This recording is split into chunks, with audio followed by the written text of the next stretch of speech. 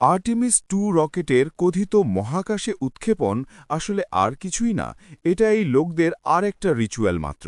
কারণ এরা বারবার এই রিচুয়ালগুলো করে। আর এটা তার থেকে আলাদা কিছু নয়।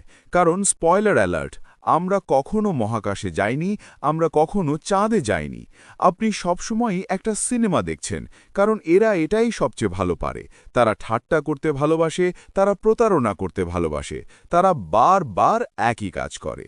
আর যদি এটা যথেষ্ট না হয়, তাহলে দেখুন রকেটটা কথিত মহাকাশে যাওয়ার আগে তারা তাদের পছন্দের একটা সংখ্যা ৩৩ দেখাতে ভোলেনি। আর সেটাও যদি যথেষ্ট না হয়, তারা এই লোকটাকেও দেখিয়েছে যার গায়ে ৩ নম্বর, আর তার পায়েও ৩ দেখা যাচ্ছে, মানে ৩×৩=৩৩। আরও ৩৩, খোলাখুলিভাবে সত্য দেখানো। কারণ আবার বলছি, এরা সব সময় এমনটাই করে। তারা সব কিছু খোলাখুলিভাবে দেখিয়ে আপনাকে নিয়ে মজা করে। আর এখন এটা হাস্যকর হয়ে গেছে। আমি বুঝতে পারি না কিভাবে কেউ সুস্থ মস্তিষ্ক নিয়ে এসব বিশ্বাস করতে পারে। কারণ আবার বলছি, এরা অভিনেতা, এরা অ্যাস্ট্রোনট না, অ্যাক্টর নট। আর যদি এটাও যথেষ্ট না হয় যে এটা একটা বড় ধরনের সাইঅপ, তাহলে দেখুন রকেটটার উচ্চতা ৩২২ ফুট, মানে ৩২২ ফুট। এটা তো স্পষ্ট করে দেয় সবকিছু। কারণ ৩২২ তাদের আর একটা প্রিয় সংখ্যা, যা স্কাল অ্যান্ড বোনসের সাথে সম্পর্কিত। তারা প্রতিবারই আপনাকে বলে দেয় তারা কি করছে। কারণ নাসা আসলে মিথ্যাবাদীদের একটা দল। নাসা মানেই প্রতারণা। আর এই পুরো আর্টেমিস 2 রকেট উৎক্ষেপণ ৫০ বছর পর বিপ্লবী বলা হচ্ছে, আসলে এটা আর একটা সাইঅপ ছাড়া কিছুই নয়।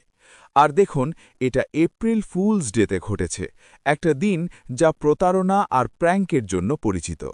এটাও আপনাকে সব বলে দেয়, তারা আক্ষরিক অর্থেই একটা প্র্যাঙ্ক করছে। যদিও আসলে এপ্রিল ১ই নাকি আসল নতুন বছরের শুরু, যদি আপনি জানেন তাহলে জানেন। তারা সব সময় জনগণের সাথে খেলা করেছে, আর এখনও করছে এই সব রিচুয়ালের মাধ্যমে।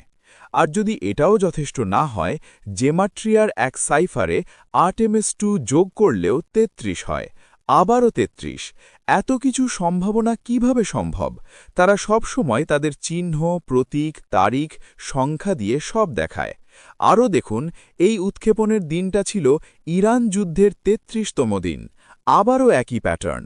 তারা সব সময় একইভাবে তাদের প্রতীক দেখায়। আর এই আর্টেমিস 2 উৎক্ষেপণও আলাদা কিছু নয়। এটা আসলে একটা হলিউড স্ক্রিপ্ট ছাড়া কিছুই নয়। আপনি একটা খারাপ হলিউড সিনেমা দেখছেন, কারণ এরা সব সময় মানুষকে নিয়ে মজা করে। আরও মজার বিষয় হল, তারা তাদের স্যুটের রং হিসেবে কমলা বেছে নিয়েছে, কারণ অরেঞ্জ শব্দটাও ৩৩ হয়। তাই এই পুরো রিচুয়ালে ৩৩ সংখ্যার অনেক প্রতীক দেখা গেছে। কারণ এটাকে রিচুয়াল ছাড়া আর কিছু বলা যায় না। কারণ আবার বলছি, আমরা ফরমামেন্টের বাইরে যেতে পারি না।